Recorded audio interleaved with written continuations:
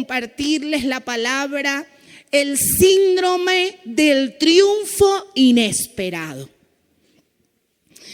En muchas partes de la palabra de Dios, el Señor sorprendió a los enemigos de su pueblo, sorprendió a su pueblo y también sorprendió a los protagonistas, sean hombres o sean mujeres que iban a llevar a cabo la misión. Ellos quizás dentro de sí, en su mente pensaron, quizás Abraham pensó en algún momento, wow, no pensé que Dios iba a proveer de un carnero para el sacrificio. Yo estaba confiado, decía Abraham, yo estaba confiado, yo sé que Dios no iba a permitir que yo sacrificara a mi único hijo, yo estaba confiado, pero quizás en su parte humana, él también fue sorprendido y por esa sorpresa de Dios, ese triunfo inesperado, él pudo ver y glorificar a Dios en ese lugar donde él pensó sacrificar a su hijo. Quizás una Esther fue sorprendida también por Dios al ver y al recibir la respuesta del rey a favor de su pueblo. Ella dijo, bueno, aquí mi tío me dijo, bueno, quizás este es mi último momento, es la última oportunidad y seguramente porque estoy violentando las leyes de conducta en el reino y para dirigirse al rey, lo más seguro es que me saquen de allí con los pies para adelante. Pero seguramente Esther, como tú y como yo, vamos a ser sorprendidos también con un triunfo inesperado y hoy vamos a aprender de qué se trata este síndrome. La palabra síndrome, mis amados hermanos, es el conjunto de síntomas o signos recurrentes, es decir, que se van repitiendo, ¿ok?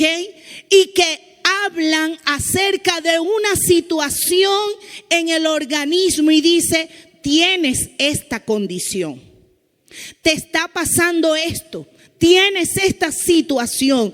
Eso es un síndrome, es el conjunto de síntomas o signos que se presentan de manera recurrente, de manera continua. O quizás alguna de las personas, para ponerlo como ejemplo, de las personas que tenemos tratamiento de la atención, no comenzamos de la noche a la mañana a tomar ese tratamiento. Quizás usted tampoco comenzó de la noche a la mañana a tomar un tratamiento del azúcar o de alguna, usted no comenzó a tomar un suplemento vitamínico o alimenticio que no es para tratar algún problema de salud, sino que usted dijo, yo quiero tomar un suplemento, pero ¿por qué? Porque habían unos síntomas y signos que se estaban haciendo recurrente y usted quería fortalecer su sistema muscular, usted quería fortalecer su sistema inmunológico y estar mejor preparado para cuando usted tuviera que hacer alguna actividad física, bien sea de estudio, de trabajo o de deporte.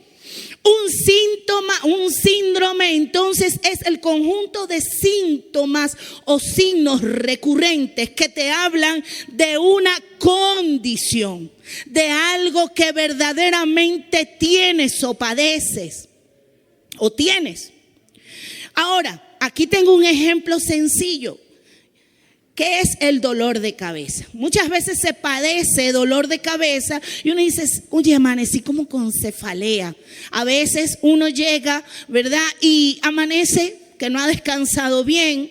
Hay toda una situación que se suma, la falta de dormir bien, ¿ok? La incomodidad de la postura y la inflamación a nivel de cervical o del cuerpo, y esto genera un malestar en la cabeza, un dolor de cabeza que va a veces, como es recurrente, a veces me da leve y se me quita. Y uno dice, cónchale, me voy a lavar la cara, voy a tomar un poquito de café, a ver si se me pasa. Pero resulta ser que eso continúa allí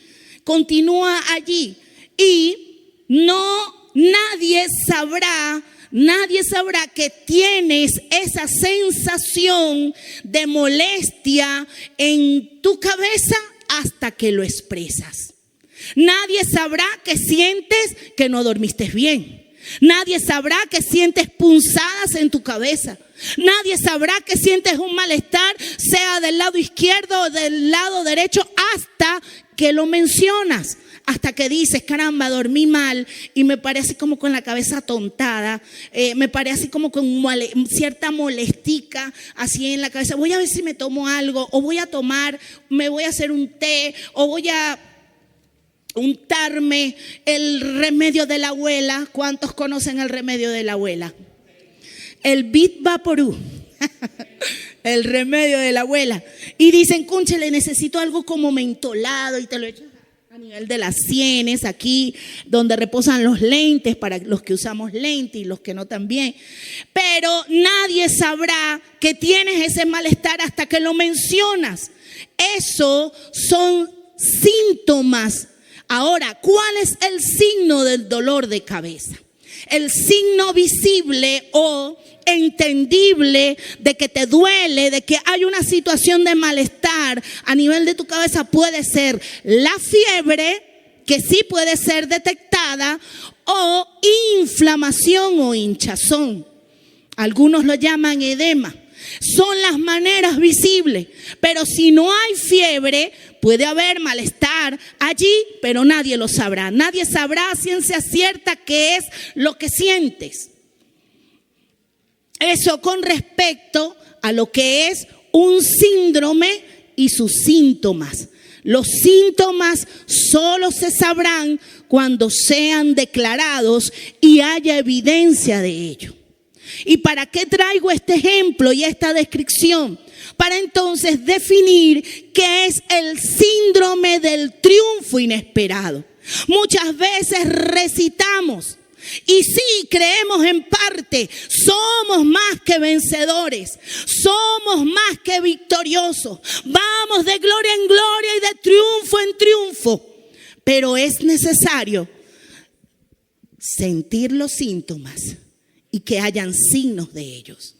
Porque si no, entonces esa palabra de que somos más que vencedores, que vamos de triunfo en triunfo, de gloria en gloria y de victoria en victoria, si simplemente está dentro, pero no hay una manifestación, no hay un signo que lo represente, que lo exteriorice, nadie entenderá. Y muchas veces el que lo experimenta tampoco lo entiende y lo cree. Mucha gente ha dicho, no sé este dolor, pero no sé por qué tengo este dolor, pero no sé por qué este malestar, porque no sé por qué me siento así o me siento asado.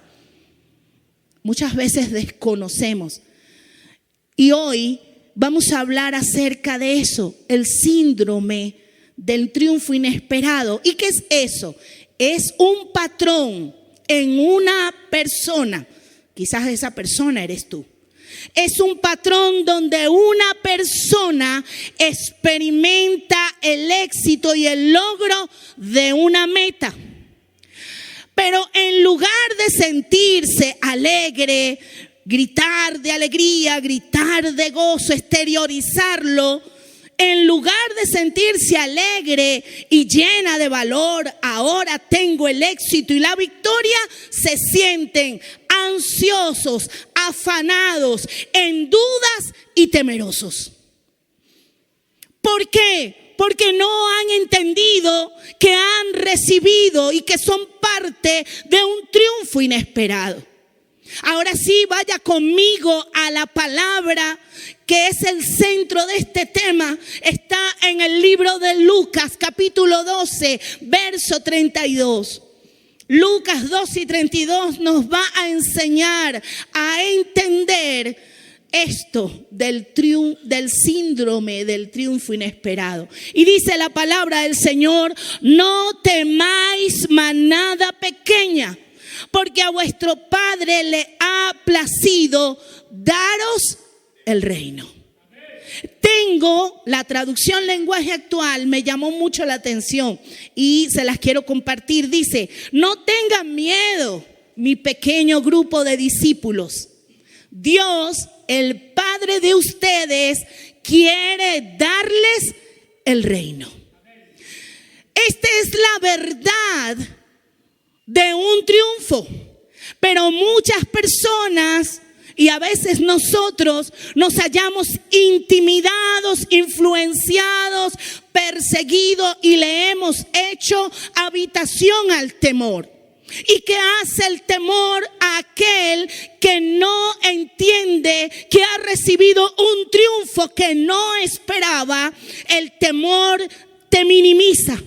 El temor hace que se cree un distanciamiento entre padre e hijo, o mejor dicho, hijo y padre.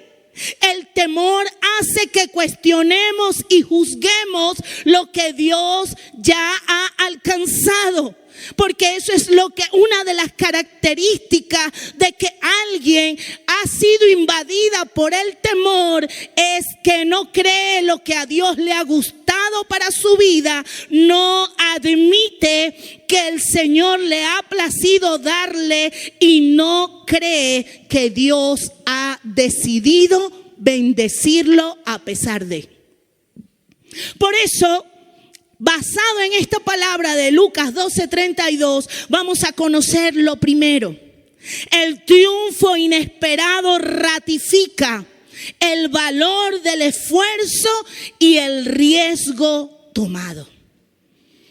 Porque si usted va de ahora en adelante, aunque le tiemblen las piernas, aunque nos tiemblen las rodillas, aunque sintamos un cosquilleo, aunque sintamos algo en el estómago, aunque sintamos algo de nervio, déjame decirte, es natural, pero eres participante, eres el dueño, eres galardonado por un triunfo que tú ni yo lo esperábamos.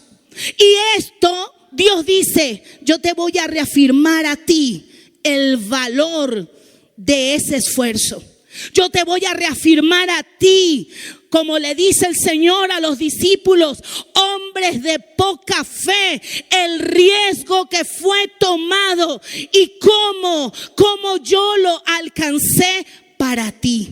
Lo primero que vamos a entender o vamos a estudiar brevemente es la situación que experimentaban los discípulos de la época.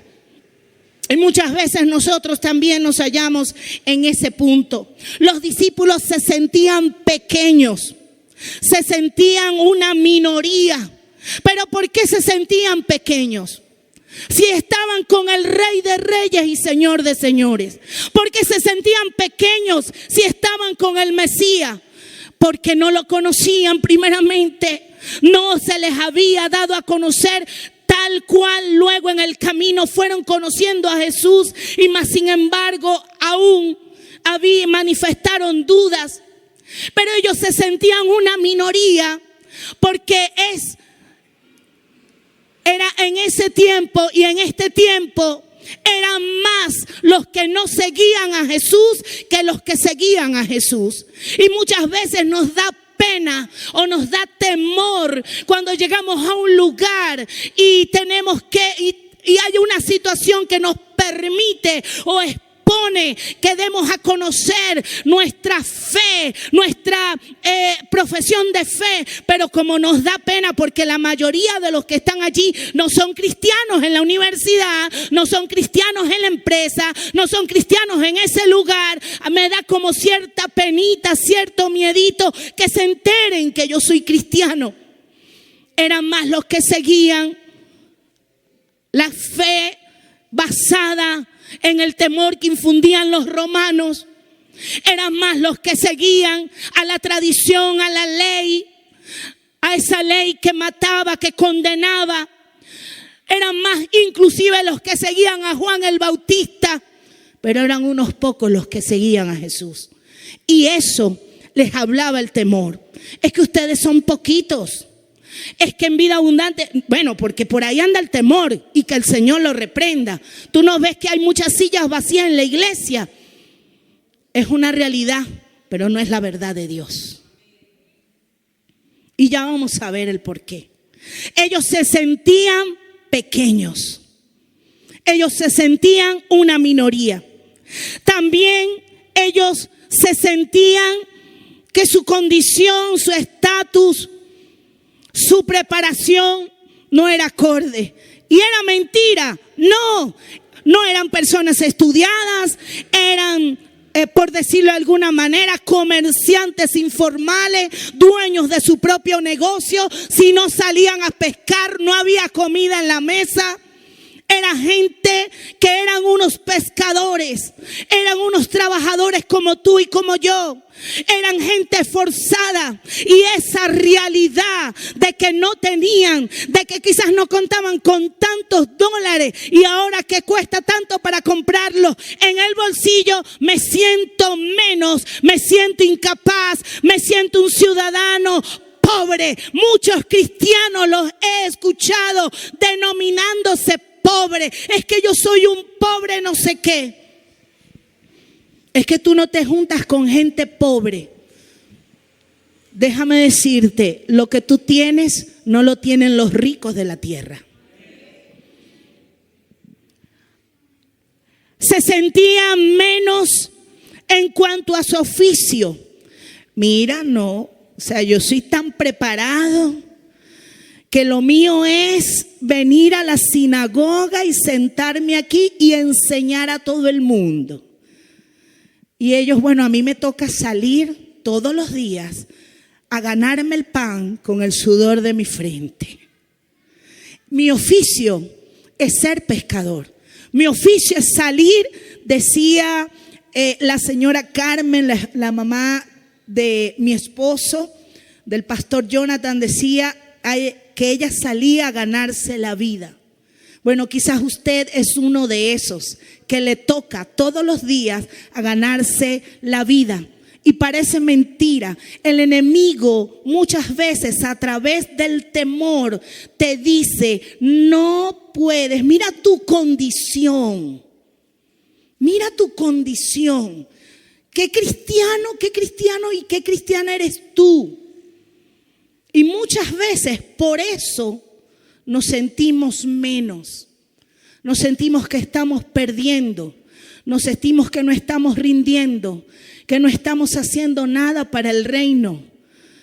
Déjame decirte, el enemigo usa cosas que parecen verdad para sembrarte temor y mentira.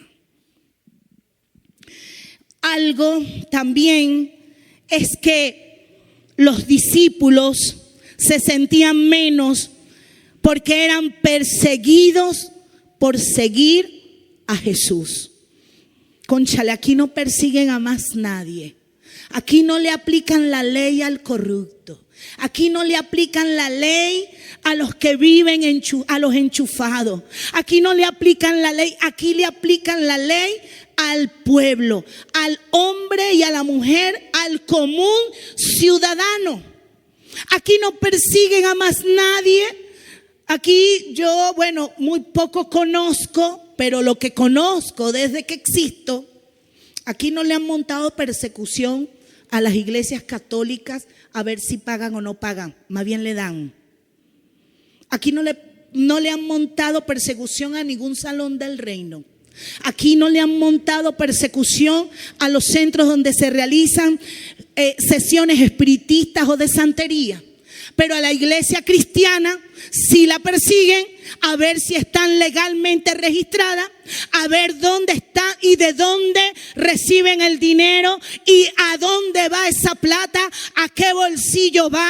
Y los discípulos se sentían perseguidos por muchas cuestiones. Son los discípulos los que se la pasan predicando, son los discípulos los que se la pasan haciendo esto y lo otro. Y eso pasaba en aquel tiempo, y en este tiempo sufrimos otro tipo de persecución. Inclusive somos perseguidos hasta por nuestros propios hermanos. ¿Estás con nosotros o no estás con nosotros? ¿Te vienes y te sacas la foto? asistes a la reunión. Si no asistes a la reunión del no sé qué y del no sé cuánto, no estás en nada. Mentira del diablo. Ahora, hay una verdad en cuanto al triunfo inesperado que reafirma el valor del esfuerzo que fue pagado y del riesgo que fue tomado. El Señor dice en su palabra en Juan 16:13: estas cosas les he hablado para que en mí, dice el Señor, tengáis paz. No se dejen inundar más del temor que está reinando en el país, que está reinando en el sistema. Están entrando, allá están los buques que vienen por el Táchira, que vienen por Colombia, que vienen por Brasil, que vienen por aquí, que están en Margarita. Cálmense, estas cosas les he hablado para que tengan paz. Si estás orando, ten paz. Bendito sea el nombre de Dios. En el mundo, amado, en el mundo tendréis aflicción. En el mundo vas a tener aflicción. Tengas las divisas a tu favor o en contra. Es una ley. Si eres seguidor de Jesús, si eres hijo de Dios, mira, ni que te pongas la franela, ni que te taques la foto, ni que estés allá arriba o allá abajo, donde estés. Si no eres del mundo, en el mundo vas a tener aflicción. Porque no vas a relacionarte con el mundo, hermano. No te vas a relacionar con el pecado, no te vas a mezclar con el pecado. Y eso es el único motivo para que el mundo te quiera afligir y te quiera entristecer. Pero el Señor te dice hoy: manito, confía, confía, confía. Yo he vencido al mundo. Eso es lo primero que tienes que saber. Hay un triunfo que no te lo esperabas. Hay una ganancia, hay una ventaja. Los hijos de Dios tenemos ventaja y no lo sabía. Tú sabes, hay juegos donde te dan la ley de la ventaja. En el tenis, en el básquet, en muchos deportes. Aquí a los entendidos, bendito sea el nombre del Señor, hay algo que se llama la ley de la ventaja. Y Jesús nos dio la ley de la ventaja. Te dijo: en el mundo vas a tener aflicción, te van a perseguir, vas a batallar contra esto, vas a batallar contra aquello, pero confía, yo he vencido al mundo. Aleluya.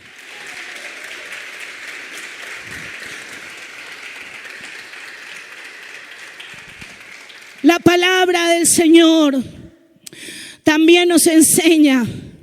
Hay algunas cosas que voy a saltar acá, que son importantes, pero hay otras que están primeras. Y quiero que vayas conmigo a Romanos capítulo 28. Allí se nos demuestra la ley de la ventaja, la ley del valor y el esfuerzo y el riesgo tomado. Porque tú tenías un síndrome, tienes un síndrome, el síndrome del triunfo inesperado, y tienes síntomas, y eso te está dando signos de que tú eres una de esas pocas personas privilegiadas, o quizás mucha gente privilegiada que tiene la ley de la ventaja a su favor, pero el temor ha querido minimizarte, el temor ha querido distanciarte del Padre, y el temor ha puesto en tela de juicio y te ha dicho: lo que alguien conquistó para ti no es tuyo. A veces me da risa, ¿no? Me da risa porque uno está entrenando. Te tengo que hablar de mi vivencia, ¿no? Entonces uno está entrenando y el entrenador te dice: el dolor es mental. Y tú dices: sí, el dolor es mental, yo puedo, todo lo puedo, pero lo estoy sintiendo aquí en los cuádriceps.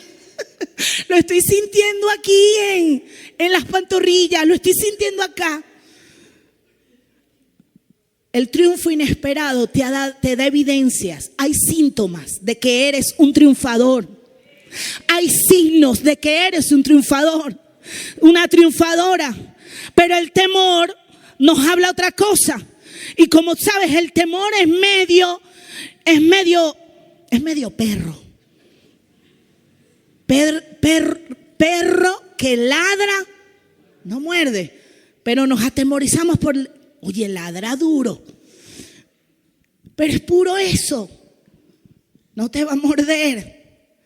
Romanos 8:28 dice, los síntomas, los signos del triunfo. Todas las cosas a los que aman a Dios ayudan a bien. Déjame decirte, todo lo que hemos vivido, todo lo que hemos aprendido, y vamos a resumirlo, porque quizás usted no tiene la edad que yo tengo. Yo puedo decir, Dios mío, en 55 años, Padre, ¿cuántas cosas no me han llenado de temor? ¿Cuántas veces el temor no me ha hablado? ¿Cuántas veces no me he caído a puño con el temor? Pero el Señor me dice, ¿pero para qué te vas a ir tan lejos, Ana? Mira, todo el mes de noviembre te he estado enseñando del temor. Te he estado hablando. Has ido a lugares donde te has sentido atemorizada. Has tenido temor allí en mi presencia. Y tú también lo has tenido, pero el Señor te dice hoy, si en noviembre experimentaste el temor, déjame decirte, aparta al temor y mira la circunstancia, mira la situación, porque todo eso te va a ayudar para tu bien. ¿Has sentido temor en este mes? ¿Has sentido temor? Dios, hay que pagar el alquiler. No tengo la plata. Y empieza. Dios mío, la gente no viene a comprar. Señor, trae los clientes. Señor, no me han llamado a ningún trabajito. Necesito pagar, necesito comprar. No tengo para la compra. Y oye, Señor, Padre, lo hemos intentado una y otra vez, el mismo negocio, con otras estrategias para ver si da y nada. Y viene el temor y viene la duda. El Señor te dice, tranquilo, todo esto te va a ayudar a bien. Número 2, dice ese versículo 28, dice, Él te predestinó, Él nos predestinó en Cristo Jesús para que seamos salvos por Él. Hermano, si ciertamente tenemos que cuidar la salvación, porque a pesar de que fue un regalo de Dios, hay que cuidarla, hay que valorarla. La Biblia dice que Él nos predestinó en Cristo. Gracias a Cristo, Él fue el que pagó el precio, y no solamente pagó el precio, sino que corrió el riesgo, y Él lo hizo por mí, lo hizo por amor a mí. Ese Señor corrió el riesgo, ese Señor pagó el precio. Cónchale, como yo, dijo alguien aquí en la palabra, ay de mí si descuido esta salvación tan grande. Por lo que me dice temporalmente el temor. Por lo que dice el temor. ¿Cómo voy a perder mi salvación por lo que dice el temor? Otra cosa. Él te llamó. No te ha llamado el temor. No te ha llamado la duda. No te ha llamado la incertidumbre. El que te llamó a sus caminos es Jesús. Con el que te encontraste no fue con el temor. El que te tumbó de la arrogancia, el que nos tumbó de la arrogancia, el que nos tumbó en el camino del caballo, llamado arrogancia, llamado altivez, llamada belleza, llamada juventud, ese caballo llamado placeres de la vida, el que vino y se paró al frente. Y yo me imagino que ese caballo hizo como el del llanero solitario. ¿Te acuerdas del llanero solitario? ¡Oh! Levantó el caballo, se levantó las dos patas y pa'l piso fuimos. No fue el temor, no fue la duda. Ella era la que nos tenía allí envanecidos. Pero vino Cristo y nos llamó. Y estando allí, en ese momento en que clamamos y dijimos: Dios, ¿dónde estás, mano, que no te veo? Señor, yo te necesito. El que se te apareció y te llamó a ti y a mí fue Jesús, fue Cristo Jesús. Él te glorificó. Y también dice que Él, y esto a mí wow, Señor, ¿por qué me recuerdas esto? Porque se te olvida. Porque el temor hace lo que hizo con el pueblo de Israel en el Antiguo Testamento. El temor hace que se te olvide lo que Dios ha hecho, el valor, el riesgo, el precio tan grande. ¿Cómo es posible, hermano, que tú me vengas a decir a mí que en Egipto, donde eras un esclavo, que tenías que limpiar los baños cochinos y que no había lo que hay ahora, la modernidad que hay ahora, había unos pozos sépticos, que tú me digas a mí que tú quieres volver allá, que te querías quedar allá, que allá comías mejor, comías algarroba y me vas a decir que estabas mejor? Pero eso es lo que hace el temor. El temor nos lleva a olvidarnos de lo que Dios hace en nuestra vida. El temor llevó al pueblo a olvidarse de que hubo un Dios que lanzó unas plagas, de que hubo un Dios que humilló a todo un ejército, de que hubo un Dios que abrió el mar. Y lo glorioso no fue solamente que lo abrió, sino que se tragó a sus enemigos. Déjame decirte, el temor quiere que te olvides de las grandes cosas que ha hecho Dios en tu vida. Te invito, cierra por un segundo basta, para que tú cierres tus ojos y puedas mirar algo donde tú hayas visto la gloria de Dios, donde tú hayas visto un milagro, donde tú hayas visto algo de parte de Dios. El enemigo llamado temor quiere que te olvides de eso, porque eso es lo que hace el temor. Minimiza el valor y el riesgo de nuestro triunfo. Pero no solamente eso, hace una segunda cosa. El triunfo inesperado, aleluya, viene a ser algo poderoso, y es que despeja las dudas y la sensación de inseguridad. No, yo sé, no, pastora, mire, yo sé que el Señor pagó un precio muy grande por mí. Yo sé que, wow, lo que Cristo hizo no lo va a hacer más nadie. Es verdad, no lo va a hacer más nadie. Solo Él da su vida por un pecador como yo y como tú. Pero el triunfo inesperado despeja las dudas y la inseguridad. Dice la segunda parte de ese versículo 32, algo interesantísimo. Dice: porque a vuestro Padre. Jesús le dijo a los discípulos: mira, tú necesitas entender, dejarte de dudas, dejarte de cuestionamientos. Porque la duda ha venido y la inseguridad han venido a decirles a ustedes que están desamparados, que están solos, que necesitan ayuda, que no tienen a nadie. El mundo, todo el mundo contra ti, Calimero. Mentira. Déjame decirte, tu Padre nunca te ha abandonado. El triunfo inesperado despeja las dudas y la sensación de inseguridad que crea el temor. Estoy solo en el mundo, me he quedado huérfano, Dios no me ama. Y mira, el triunfo inesperado viene a afirmar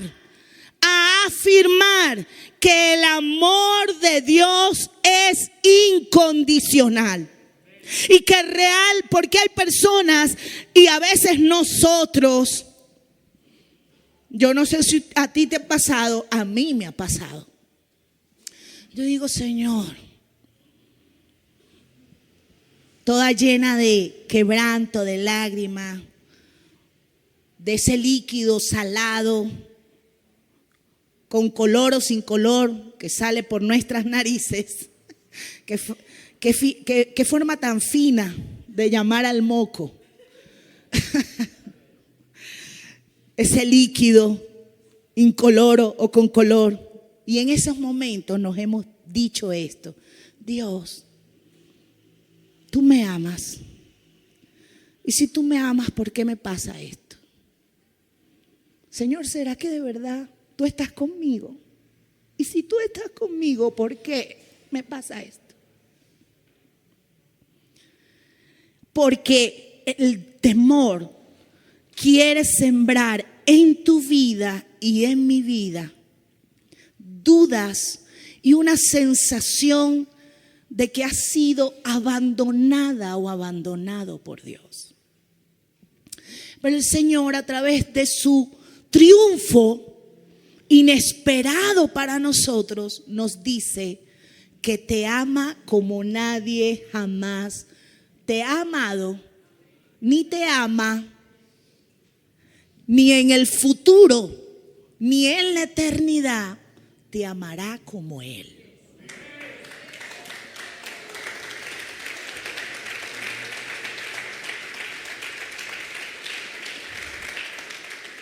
El Señor nos dice en su palabra en Romanos 8,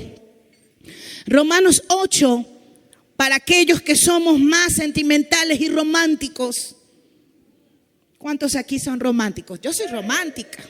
No parezco, pero sí soy. Tú sabes cómo yo sé que a mí me encantaba, abriendo un paréntesis antes de entrar a lo espiritual. A mí me gustaba mucho y yo de hecho tenía el álbum ese de Lo Veís, Amores. Me encantan esas cosas. ¿A su edad? Sí, a mi edad. Pero Romanos 5:8 me dice: mas Dios te muestra su amor para con nosotros, en que siendo aún pecadores, Cristo murió por nosotros. Esto del triunfo inesperado que despeja las dudas y la inseguridad, también nos confirma su justicia y misericordia. Muchas veces hemos preguntado en nuestra mente, a nuestro entorno, le hemos dicho: mamá, ¿por qué si Dios es bueno, es amor, por qué no nos hace justicia?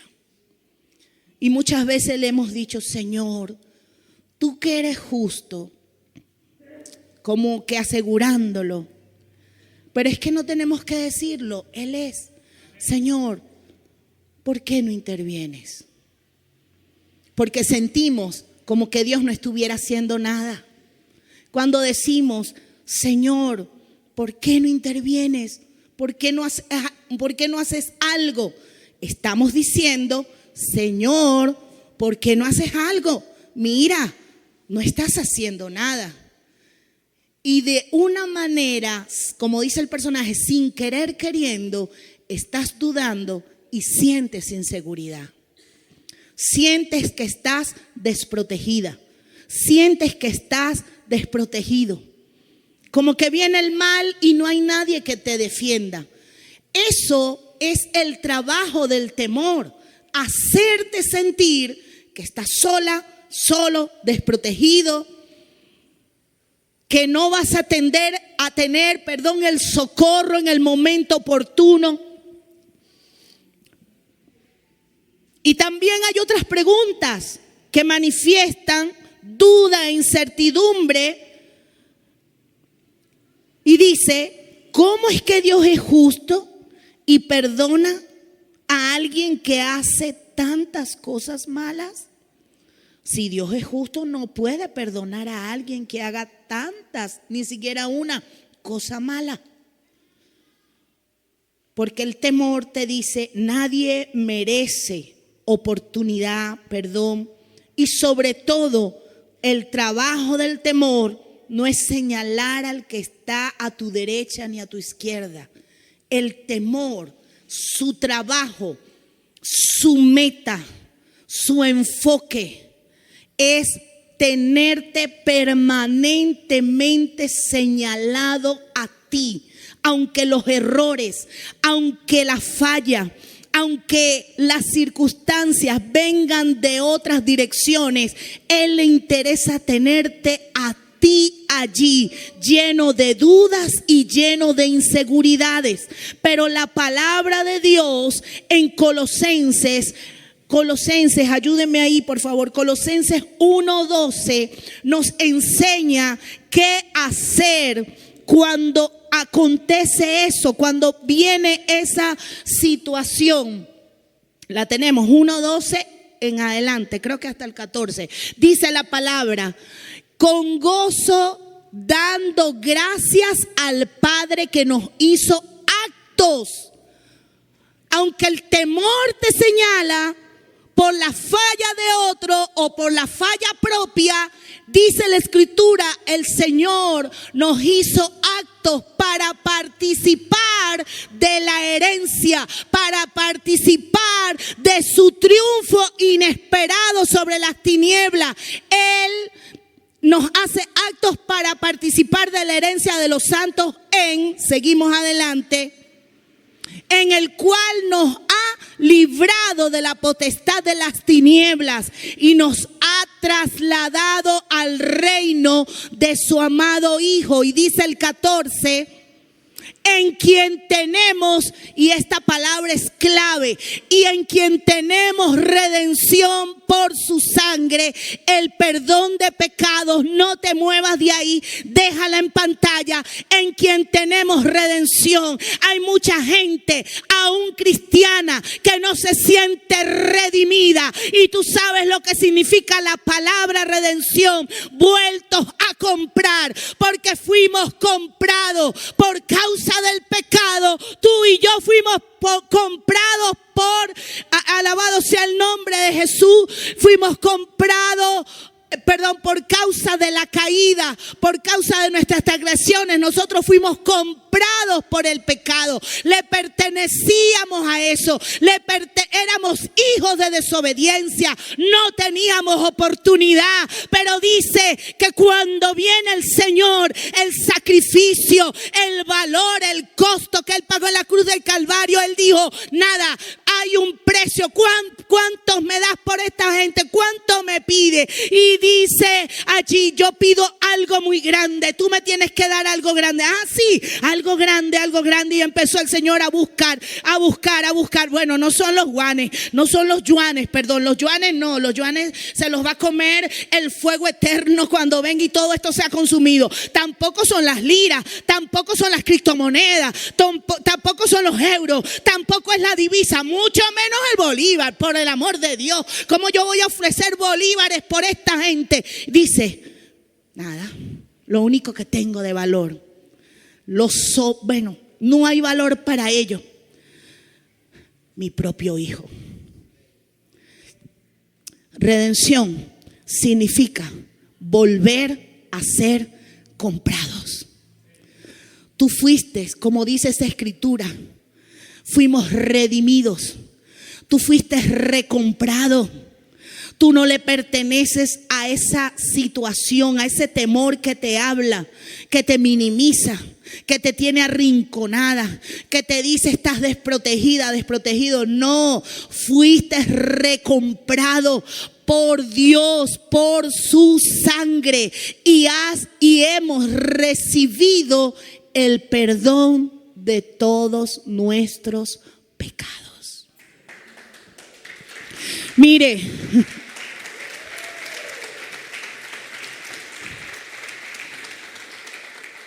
si el Señor haciendo esto no te espanta todas esas telarañas de dudas, que todo el tiempo te sientes que no eres hija, que no eres hijo, si esta palabra eterna no te da seguridad, aquí usted y yo tenemos que volvernos al Señor sinceramente. Esta palabra no puede ser más liberadora para ti. esta palabra no puede ser más. Bueno, esta palabra te tiene y nos tiene que correr el velo. Yo le decía hace un tiempo, no me acuerdo cuánto, hace como 2 años atrás, yo le decía: Señor, yo soy tu hija. ¿Es que acaso Él no sabe que yo soy tu hija? Que yo soy su hija. ¿Es que acaso Dios no sabe que tú eres su hijo? Pero cuando tú vas y le dices al Señor: Señor, yo soy tu hija. Señor, yo soy tu hijo. Esto, mira esta situación, qué tal, que yo no voy a permitir que el enemigo pisotee mi posición y condición de hija. Tú no se lo estás diciendo a Dios realmente. Tú te lo estás diciendo a ti mismo o a ti misma. Y no es malo que lo hagas. ¿Tú sabes por qué? Porque tú lo que estás haciendo es reafirmar,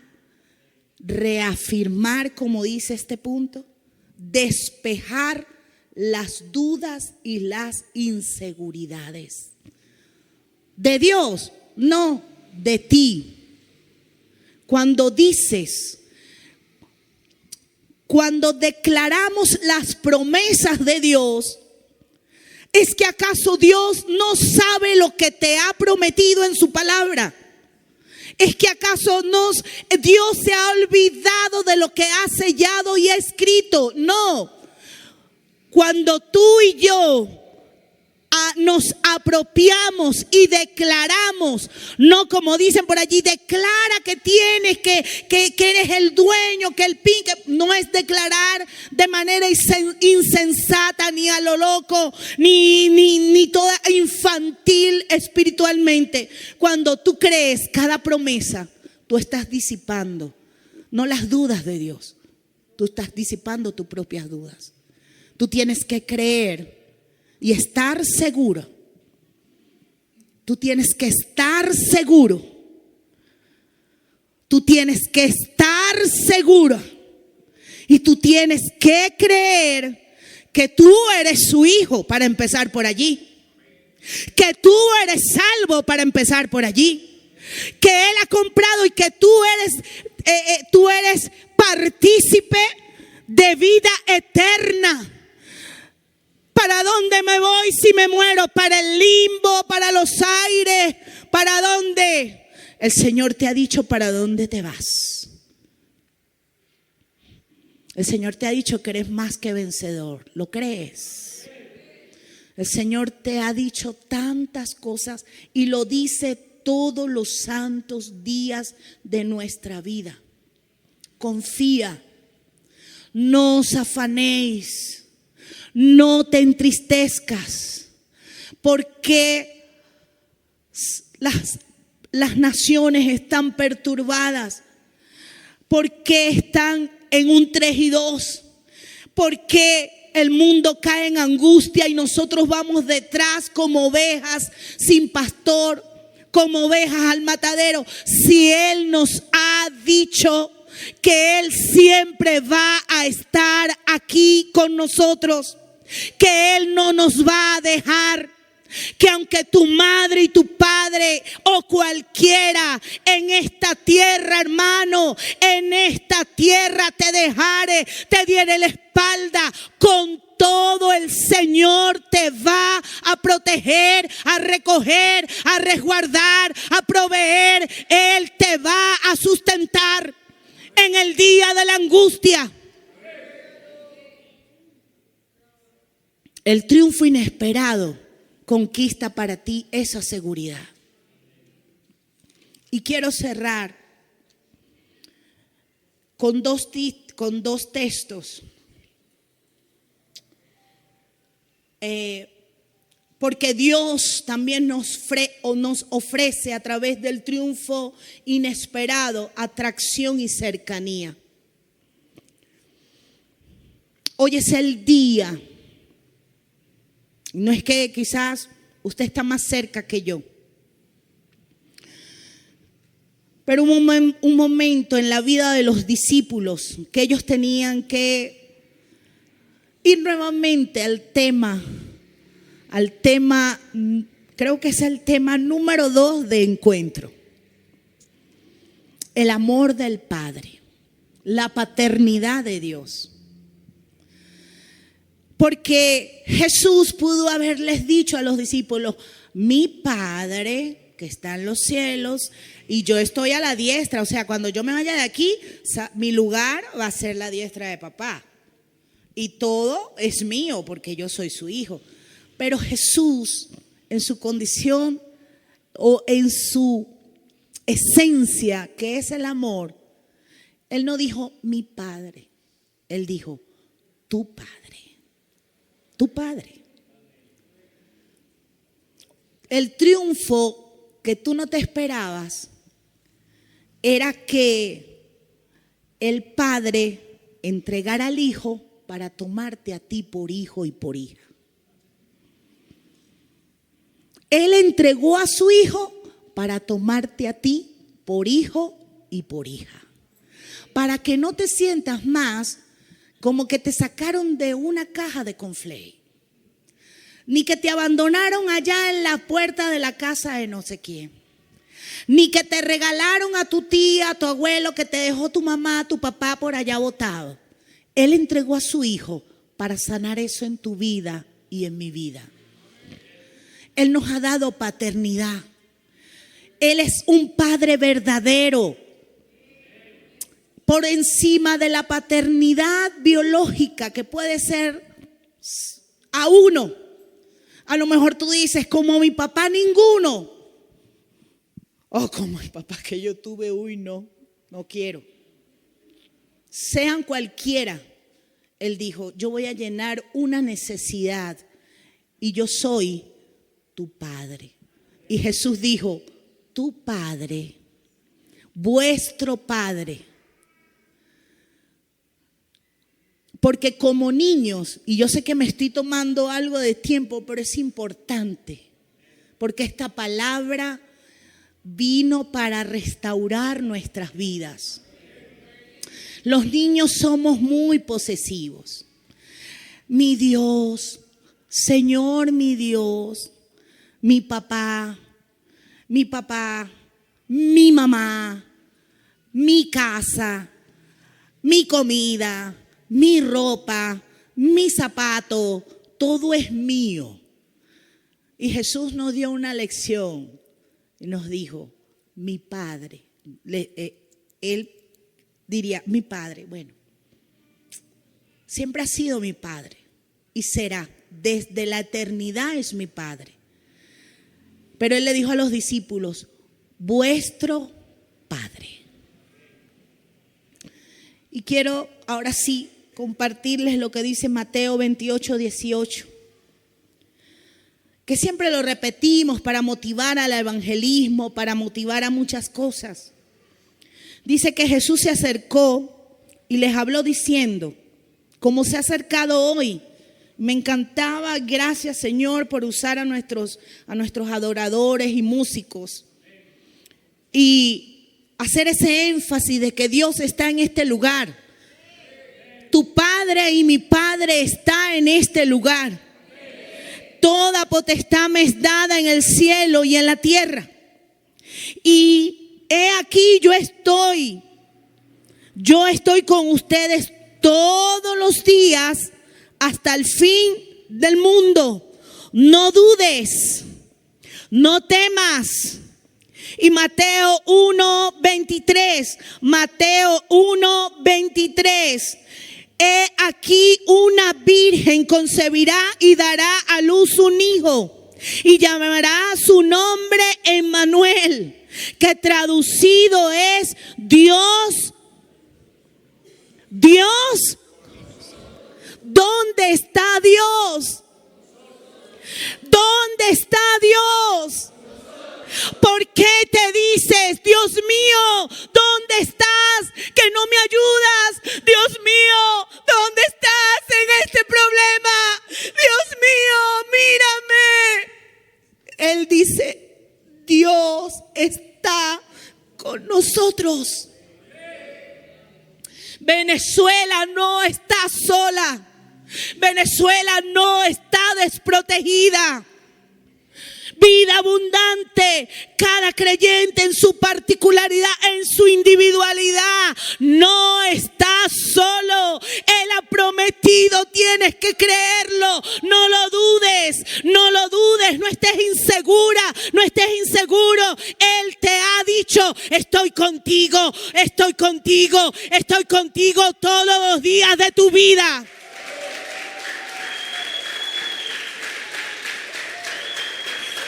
¡Aleluya! ¿Cuántos años de vida tienes? Aquí habemos una variedad de... Ana, en tus 55 años, todos los días de tu vida, cierra tus ojos allí donde estás. Medita en eso. Medita en eso. Aún en el tiempo cuando no le conocíamos, Él decidió estar contigo. Aún cuando estábamos muertos allí en nuestros delitos y pecados, Él estaba conmigo y contigo. Ese día, cuando se te apareció en ese lugar, en esa habitación de hospital, en el liceo, en la universidad, en el trabajo, donde estabas, ese día, Él no vino allí por casualidad, no se te apareció de repente. Él solamente se hizo notar un poco más. El que siempre había estado contigo se hizo notar más ese día que tuviste ese encuentro personal con Él. En el momento de tu angustia, en el momento de tu soledad, en el momento en que todo el mundo te dio la espalda, a las mujeres que están acá, en esos momentos donde has estado sola, en ese momento que estabas en esa sala de hospital de la maternidad, oh, Dios ha estado siempre contigo. El triunfo inesperado expande las posibilidades futuras. No temas, manada pequeña, te dice el Señor.